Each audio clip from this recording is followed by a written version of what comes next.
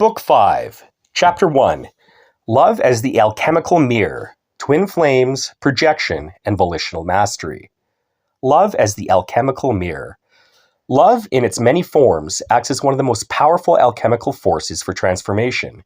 It is through relationships, whether romantic, eros, fraternal, philia, or transcendent, agape, that we are given the clearest mirror of ourselves. The tensions, irritations, and deep emotional entanglements we experience with others often reveal unresolved aspects of our psyche, forcing us to confront hidden truths about who we are. We may believe ourselves to be independent, self-aware beings, but nothing tests self-mastery quite like intimacy. The people closest to us do not merely reflect our external behaviors. They expose the unseen aspects of our own minds, the strengths we deny, the flaws we suppress, and the wounds we refuse to acknowledge. Through love, we are given an opportunity for deep self-interrogation. Yet most do not recognize this opportunity. Instead, they recoil, project, or attempt to control others as a way to avoid facing themselves. The Volitist, however, must not resist the mirror. Love is not an enemy of the will, but it is one of the greatest refining fires. When we embrace love, both in its beauty and in its discomfort, we engage in a form of alchemy, transmuting our attachments, fears, and distortions into something higher. The threefold fire: eros, philia, and agape. To navigate the alchemy of love, one must first recognize its three primary forms. Eros, passionate love, the fire of attraction, desire, and longing. This love is the most volatile, often bound up in attachment, infatuation, and the need for validation. Eros, when undisciplined, is enslaving, yet when understood, it becomes the force that propels profound transformation. Philia, fraternal love, the steady warmth of deep friendship, loyalty, and camaraderie. This love builds trust, fosters shared purpose, and strengthens the will through companionship. While less explosive than eros, it can be just as revelatory. True friendships reflect back to us our strengths and our weaknesses. Agape, transcendent love, the love that exists beyond attachment, the love of the divine, of humanity, of the world itself. Agape is love without possession, without expectation. It is the highest form of love, one that does not seek to claim but to uplift, liberate, and align with the divine will. A Volitist doesn't merely seek love as an experience. They use love as a tool to see themselves clearly, to dissolve illusion, and to cultivate mastery over their own emotions and attachments. Twin flames and the alchemical trial of the self. Among all relationships, there exists some that feel fated, as if the universe itself has conspired to bring two souls together. The concept of twin flames is often romanticized, yet at its core, it represents a trial of transformation rather than an idyllic union. The twin flame as the great catalyst. A true twin flame is not a perfect lover, nor a peaceful companion. They are often a force of shattering. When twin flames meet, they experience an overwhelming pull, one that unearths the deepest wounds and hidden distortions of the self. It is an alchemical crucible in which all illusions must burn away. Mirror and fire. Twin flames function as both mirror and fire. The mirror forces us to see the aspects of ourselves that we have buried. If we are insecure, they will embody confidence. If we suppress anger, they will ignite rage within us. The fire consumes what is false. The illusions we have about love, identity, and control are set ablaze, leaving only the truth behind. Union and separation cycles. Because of this intensity, the twin flame dynamic is rarely stable. It often follows cycles of union and separation, as both individuals struggle to process the truths being revealed. Some will chase, others will run. But the real lesson is this: the twin flame does not exist to complete you. They exist to break you apart, so that you may complete yourself. The false twin and ego traps. Not all intense relationships are twin flames. Many are egoic traps, where projection, neediness, and attachment are mistaken for destiny. A true twin flame will challenge you to grow, while a false twin will reinforce your illusions. The Volitist must distinguish between relationships that awaken them and relationships that merely entrap them in cycles of attachment. Egoic distortions, gaslighting, projection, and power struggles. Love is often where the ego is most defensive. We struggle to accept the truths that relationships reveal about us, so we distort reality to avoid confronting them. Projection as self-deception. When we resent a quality in another person, it is often because it exists within us. The boastful are irritated by others who boast. The controlling despise being controlled. The unfaithful suspect their partner of disloyalty. The traits we attack in others are often the shadows we refuse to acknowledge within ourselves. Gaslighting and cognitive dissonance. In relationships, one of the most insidious behaviors is gaslighting, the act of denying reality in order to maintain one's egoic self-perception. When faced with a truth that threatens their self-image, a person may deny their own mistakes, shifting blame to others, rewrite events to preserve their innocence, make the other person doubt their sanity, ensuring they remain in control. Gaslighting is not just something done by abusers. It is a defensive reaction of the ego when confronted with truths it cannot bear. The Volitist must recognize when they themselves engage in this behavior and eradicate it from their interactions. Power struggles and control mechanisms. Love can become a battlefield for control.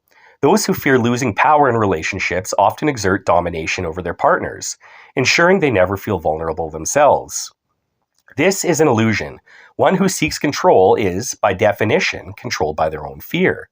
The Volitist path demands that love be approached without ownership, without distortion, without fear. The praxis of volitional love, mastering relationships through will.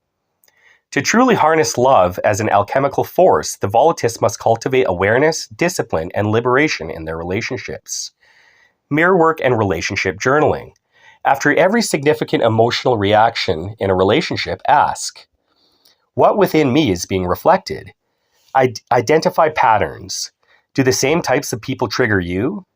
Do the same conflicts arise? Write about moments where you felt defensive. What truths were you avoiding? Radical acceptance and non-resistance. Accept others as they are, without trying to change them. Recognize that your own discomfort with their flaws is your own lesson to learn. The path of the volitional lover. Love not from need, but from will. Seek love not for validation, but for growth. Do not fear love's impermanence. Love's highest form is liberation, not possession. The infant's gaze, dissolving hatred through empathetic reframing. The Volitist must never allow hatred or resentment to take root within the subconscious. These emotions, left unchecked, act as toxins, not just corrupting our perception of others, but more dangerously, corroding the integrity of our own will. Negative emotions are not simply reactions, they are reinforcing loops, feeding into the very cycles of discord and suffering we seek to transcend. The thought experiment, seeing the uncorrupted self. When consumed by resentment, anger, or ill will toward another, the Volitist should engage in a simple but profound empathetic reframing exercise. Strip away the layers of conditioning. Envision the individual not as they are now, but as they once were, a newborn, a toddler, an unformed soul before the weight of the world was placed upon them. Acknowledge their untainted state. In this state, they were pure, untainted by circumstance, simulacra, or suffering. They were not yet consumed by pride, insecurity, aggression, or cruelty. They were simply a being filled with potential, deserving of care and nurture. Recognize the inevitability of conditioning. They did not choose the circumstances of their birth. They did not select the parents who raised them, the early environment that shaped them, or the experience that burned their patterns into place. Like all, they were dealt a hand, one that may have set them on a path of distortion before they ever had the tools to reflect or resist. See the chain of cause and effect. Their cruelty, selfishness, or ignorance is often not a personal failing, but the result of wounds left unhealed. What you despise in them may simply be a survival mechanism they adopted to navigate the world that was, at some point, unkind to them. Disarm the emotional reaction. By seeing them in this pure state, the weight of resentment begins to lift. This does not mean excusing their actions or absolving them of responsibility, but it removes the personal poison that hatred injects into the psyche. It allows you to engage from a position of clarity, not of the distorted haze of anger. Why this works: breaking the hate loop. Hate breeds more hate. The more we invest in resentment, the more we entrench ourselves in the very cycle of negativity we seek to escape. Empathy does not equal weakness. This exercise is not about justifying the actions of another. It is about freeing oneself from the corrosive effects of emotional enslavement. It allows for true volitional response. Once the raw emotional charge is removed, the Volitist can respond from will rather than react from impulse. You may still choose to disengage with harmful individuals, but you will do so from a place of sovereignty, not reactivity. Holding on to hate is like holding on to a poison and expecting the other person to die from it. The balance, personal agency versus circumstance. This exercise does not negate the power of personal agency. We all, at some point, reach an age where self-reflection and course correction become possible. Some individuals choose not to engage in this process, but that choice is theirs to bear. But as Volitists, we must never allow our perception to be clouded by unchecked emotion. Hate is a fire that consumes the one who holds it. By engaging in this practice, the Volitist ensures that their will remains clear, unburdened, and unshaken, free to act rather than merely react. The final alchemy, love as liberation. Love is not about finding completion in another. It is about becoming whole within oneself, using relationships as a mirror and a forge. The Volitist does not cling. The Volitist does not fear. They love with open hands and an unshaken will. Chapter 2, The Logos of the Will, Language as an Act of Creation. In the beginning was the Word, and the Word was with God, and the Word was God. John 1:1. Abracadabra, from the Aramaic avra cadavra, meaning I create as I speak. The basic tool for manipulation of reality is the manipulation of words. If you can control the meaning of words, you can control the people who must use the words. Philip K. Dick. The primordial power of speech. Language is not merely a human invention. It is primordial, embedded in the very structure of reality. In the Kabbalah, the Hebrew letters are not just phonetic symbols. They are divine emanations, conduits of creation itself. The Tetragrammaton, YHWH, or Yahweh, the ineffable name of God, was so sacred it was forbidden to be spoken, implying that speech itself holds power beyond mortal comprehension. In the Gospel of John, the universe is not sculpted, built, or formed. It is spoken into being. Let there be light, and there was light. Even in quantum mechanics, we find this principle echoed. The observer effect suggests that the mere act of perception alters reality. What, then, does the act of naming and defining do? If reality is a fractal linguistic structure, then to speak it is to create.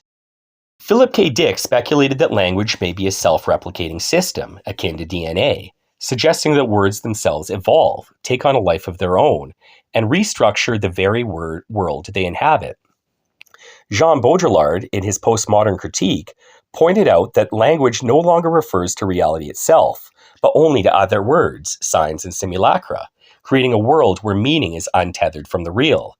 Yet, the Volitist rejects Baudrillard's surrender to entropy. Instead, we turn toward the divine logos, the binding force behind meaning itself. Language is not just a human convention. It is the scaffolding of being, the instrument of will, the voice of the cosmos. The framing of reality, the architecture of thought. Words do not passively describe the world, they construct it. Speech is an act of framing, an imposition of will upon perception. Consider the Sapir-Whorf hypothesis. If a language lacks a word for a concept, that concept becomes invisible to the speakers. This is not just theoretical, it is demonstrable. In cultures where there is no linguistic distinction between blue and green, people struggle to differentiate them. Language does not merely reflect reality, it shapes perception itself. The mind does not operate independently of language. Neurolinguistic programming, NLP, and general semantics have demonstrated that by altering the structure of our language, we alter the structure of our thought, and thereby the structure of our reality. Christopher Langan's cognitive theoretic model of the universe, or CTMU, goes further, proposing that reality itself is a self-processing language where consciousness and linguistic structures intertwine. Saul Krikpe explored the rigidity of names, showing that naming something is an act of metaphysical anchoring, a fixing of identity into place. From this, the Volitist must recognize that speech is not idle. To speak carelessly is to fracture one's reality. To speak with will is to impose order upon chaos. Thus, Volitism teaches, every utterance is an act of will. To name something is to control its meaning. To master language is to master the self. The power of framing language as an imposition of will.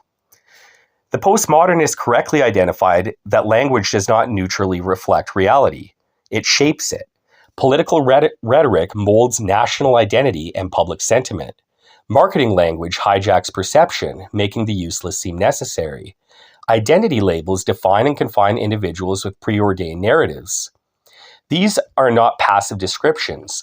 They are linguistic prisons, framing reality before we even have the chance to perceive it independently. This is the foundation of the simulacrum. Words veil reality, layering abstraction upon abstraction until the original referent is lost. The Volitist must train in linguistic mastery, not to be enslaved by frames, but to construct them intentionally.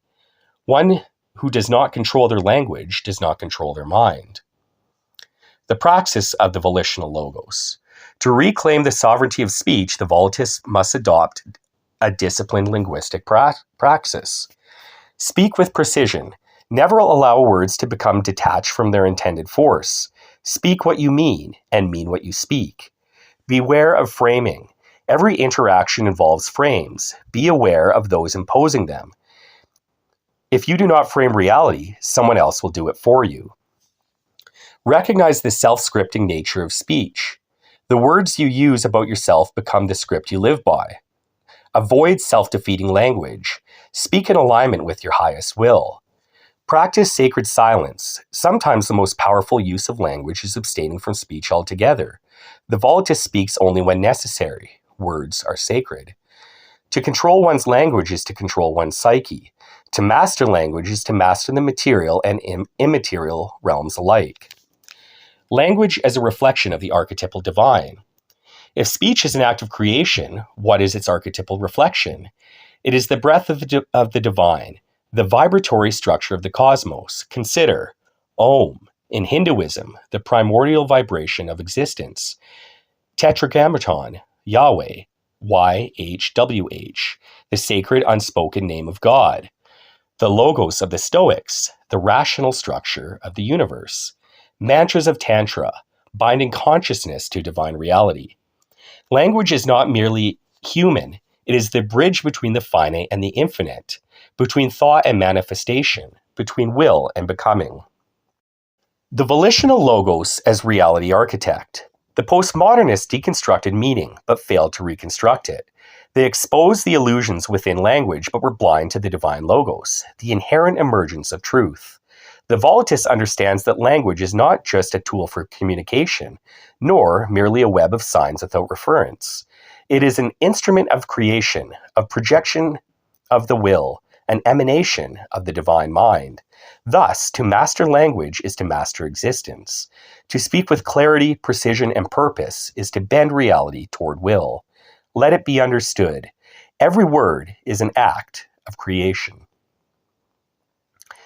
Chapter 3. The Trial of the Luminary. Whoever wants to save their life will lose it, but who loses their life for my sake will find it. Matthew 16:25. The last crucible of the will. The path of volitism has led us from understanding the fractured nature of reality to reclaiming the will through awareness, alignment, and disciplined action. We have untangled the web of simulacra, sharpened our perception through epistemic refinement, and forged ourselves in the fire of praxis. Yet one final test remains, the trial of sacrifice. True volition demands more than mere self-assertion. It requires a willingness to offer up something of ourselves, to burn away comfort, attachments, or even entire aspects of our identity, in order to transcend limitation and align with the divine will.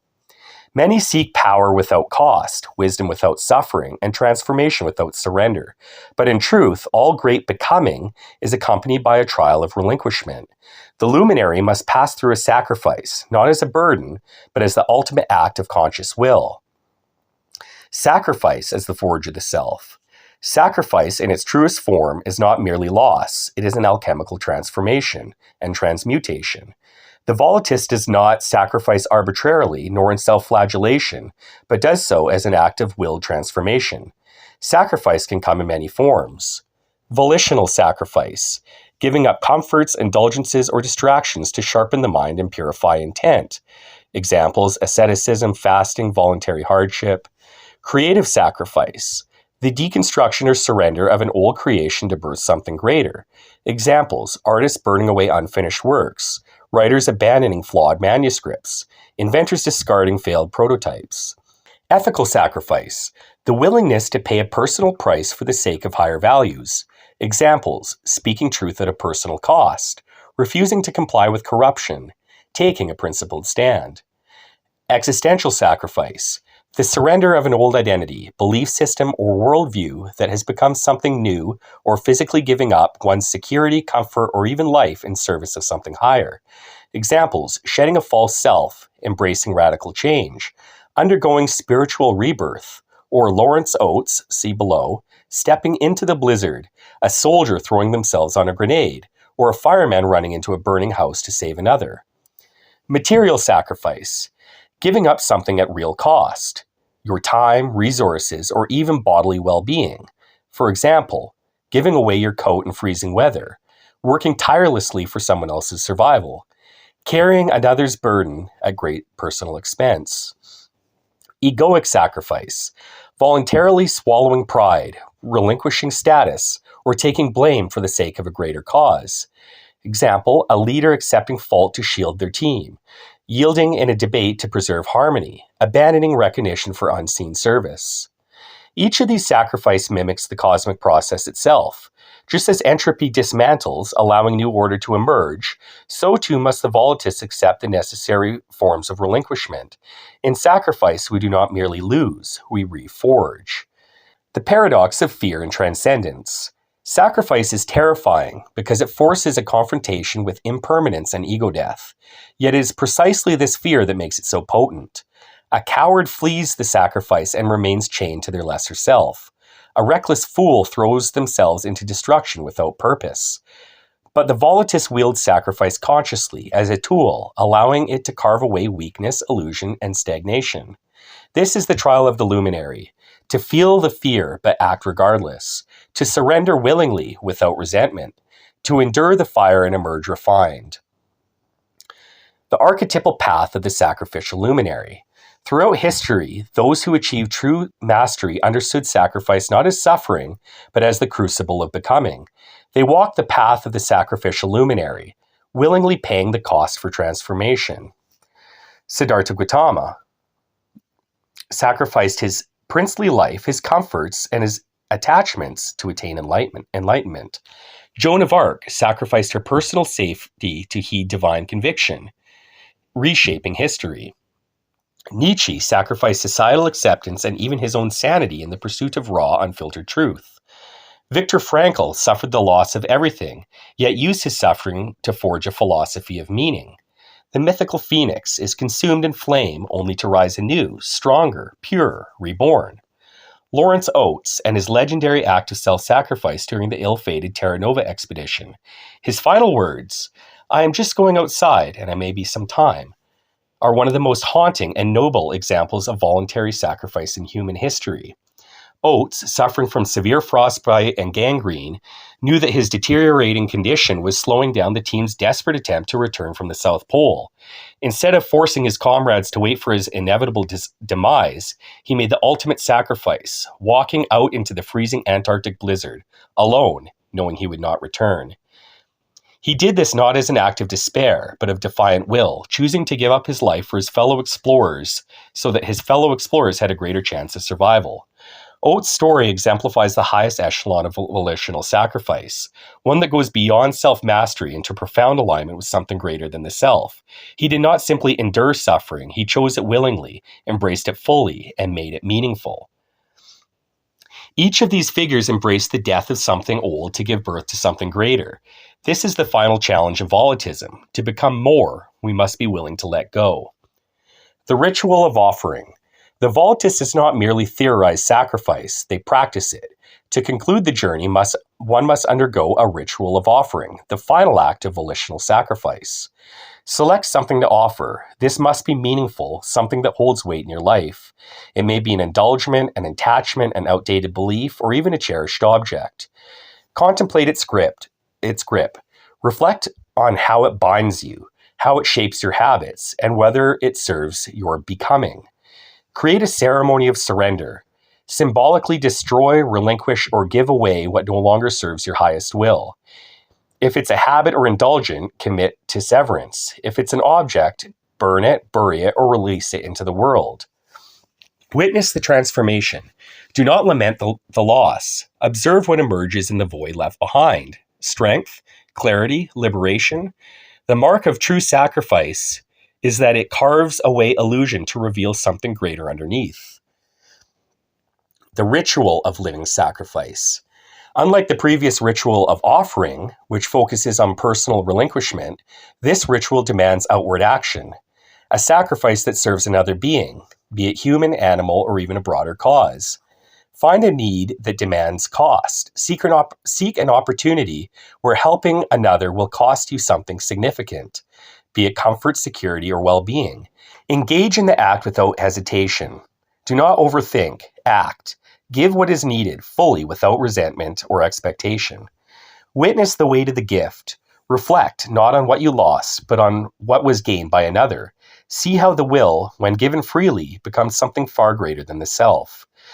True sacrifice is not about self-destruction. It is about willingly taking on the burden so another does not have to. It is an assertion of control, not of relinquishment. It is an act of divine will manifesting through the individual, transcending selfishness and aligning with something greater than personal survival.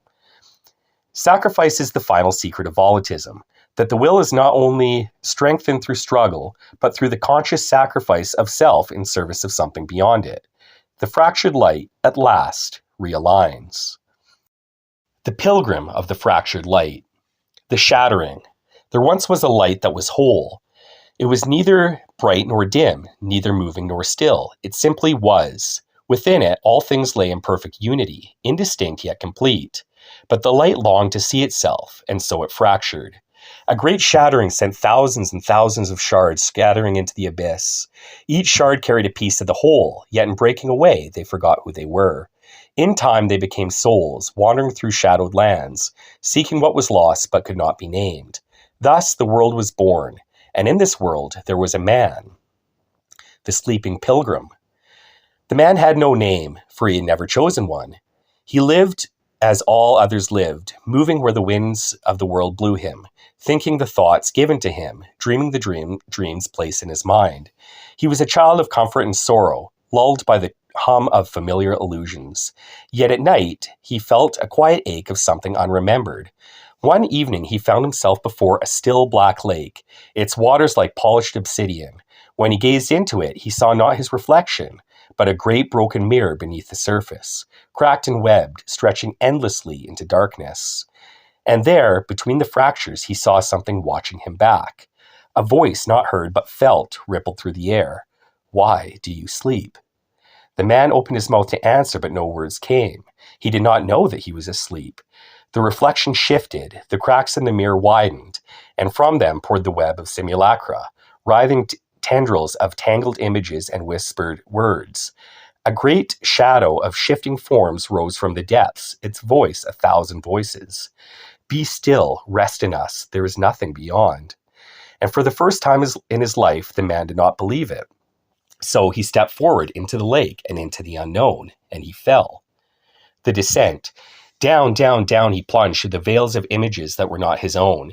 He saw the stories, the beliefs, and the desires of others layered upon him like endless masks.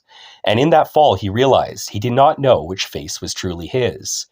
Through the abyss, he glimpsed the fragments of the fractured light, scattered and dim. Some drifted like embers on an unseen current. Others were buried beneath the weight of formless shadows. He reached out for them, but the shadows coiled around his limbs, pulling him deeper. And in that moment of struggle, he understood. The fractured light could not be taken. It had to be reclaimed. So he ceased struggling. He let go of all that was false, all that was borrowed. And as he did, a single shard of light, small but unmistakably his, blazed forth from within. The shadows recoiled, the fall became flight, and the man rose. The reclamation. He awoke upon a mountain of stone, the lake far below, the world stretched before him. But he was no longer who he had been. His eyes had changed. The world was not a shapeless thing, but a tapestry of symbols woven with meaning. Every rock, every tree, every wind that touched his skin spoke in a language beyond words. He saw the patterns hidden beneath the noise. He saw the webs that sought to pull him back into forgetfulness. And above all, he saw the path, the one that has always been there, waiting for him to walk it with will. And so he became a pilgrim, not a wanderer, but a seeker of wholeness. He did not run from entropy, nor shun the fractured world. Instead, he moved through it, reclaiming lost light wherever he found it, forging himself anew with every step, flawlessly reordering and reintegrating himself with every movement, reordering, reintegrating, and synthesizing the divine cosmos. He saw through hyperspace like the reflection of a pool's ripples on the ceiling on a sunny day. He was the Tesseract. He did not know what lay at the journey's end, but he knew this. He would walk it with open eyes, unbroken will, and a heart that burned with the fire of undying light. As he walked, he looked up to the heavens, where the stars burned in defiance of the void. A realization struck him, deep and wordless. The fractured light had never truly shattered. It had only hidden itself, waiting to be reclaimed, waiting for those who would wake and walk, waiting for those who would return.